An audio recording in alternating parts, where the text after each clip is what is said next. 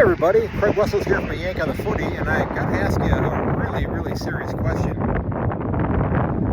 What was that we watched last night, or this morning as the case may be? Were those the Richmond Tigers that myself included said may not win a game all year? Because I exempted them from even being possible to play in the 8, which I'm not putting them in there right now after that, but let's be honest. I think if you're a Richmond supporter, you've got to feel pretty damn good today as you're rolling out of the bed and getting ready to go to work on a Friday and knowing that you get to watch 8 other games of football this weekend if you choose to do so. You know that your club got that first win and they did it in phenomenal fashion. And I want to go back to some of the great poets of yesteryear. Pete Townsend, Roger Daltrey, Keith Moon, to 1966. And I'm not going to sing the song because I don't know the lyrics all that well to it, but suffice to say, the kids are all right. And if you're a Richmond supporter, I know you were concerned about this being a tough year, and yes, this is only one game, but you've got to be thinking to yourself, okay, you know what? I don't think it's going to be another 37 years. And Peter, we've had this discussion, and Richmond supporters, I'm not a huge Richmond fan. I kind of loved sledging on Dimma about having to play the occasional game at Punt Road, and if you go back and listen to some old episodes about that, I did dig at him a little bit about that, but I got to tell you, I was beyond impressed by what I saw, okay? I really was. And Carlton, I don't know what to say. You got a lot of talent. You've got a lot of injuries right now. Of course, you're missing, Charlie Curnow. Elijah Holland stepped away from the club. I really wonder, do you guys have the killer instinct? Okay? And I read in a number of places as well that, if Patrick Cripps can't break a tag, well, maybe there are some other issues that are underlying there as well. And is tagging back? Are we all going to be reassessing our fantasy teams here in the not too distant future and maybe sideline some of those Brownlow favorites because people are going to try to take those points off the board for us. But, in the great grand scheme of things, we got half of a round 0, so I'm going to call it a round 0.5. Now we're on to round 1, and I got to tell you, if the other 8 games are like this one, it's going to be a hell of a fun weekend. And Richmond supporters, I know many of you were concerned about the glass being half full, half empty, that case, whatever the case may be. But I got to tell you, it's got to be at least half full. And if you look closely at the spigot right above it, it's a small drip, and it's filling. And I got to tell you, the kids are all right, and that was a lot of fun. And even though you may take your lumps and lose more games than you win this year, which very likely is going to happen, okay, you got to know these kids are going to play their asses off because these youngsters could have easily folded up their tents down 41 points and said, nah, this isn't going to work.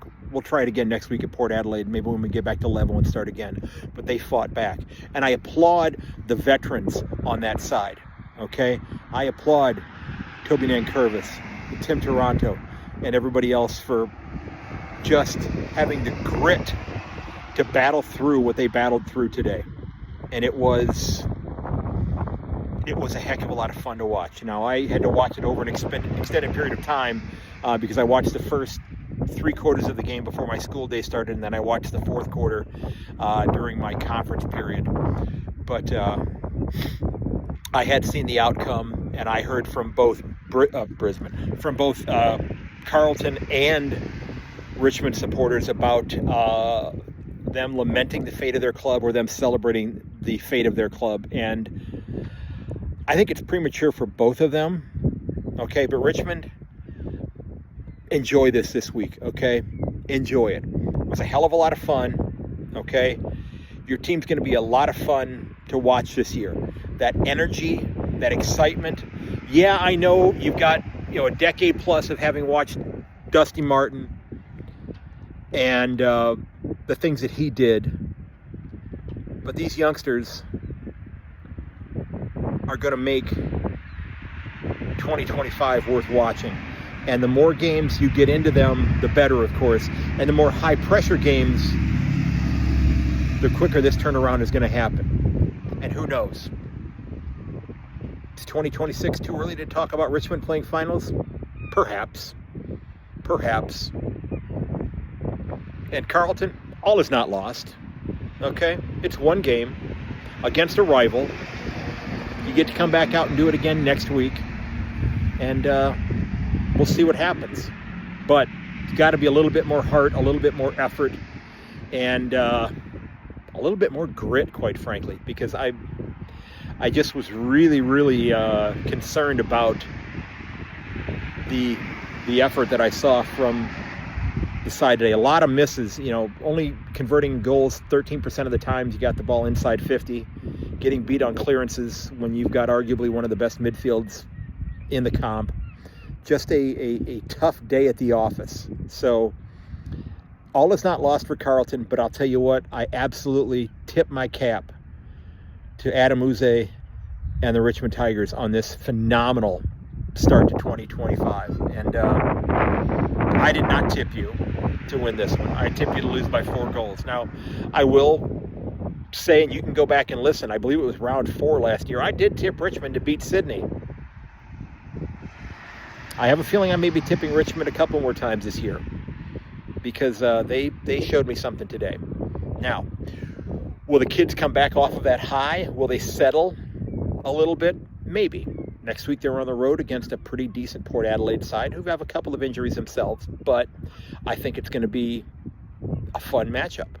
Okay, one I'm looking forward to checking out. So everybody, enjoy the rest of footy this weekend, and I'll be back with you here very soon. And don't forget to head over to my website at ayankonthefooty.com. Get signed up on the mailing list. If you enjoy the pod, leave a review, and I'd love to get some comments from you here on YouTube as well, or over on my website. Okay, be a huge help, and share the episode with my friends. Like I got those, yeah. Share the episode with your friends. Okay, I'm sitting here in front of an empty hotel by one of the greatest amusement parks in the world, about 2 miles down the road that way. Okay, so cheers everybody, have a great day.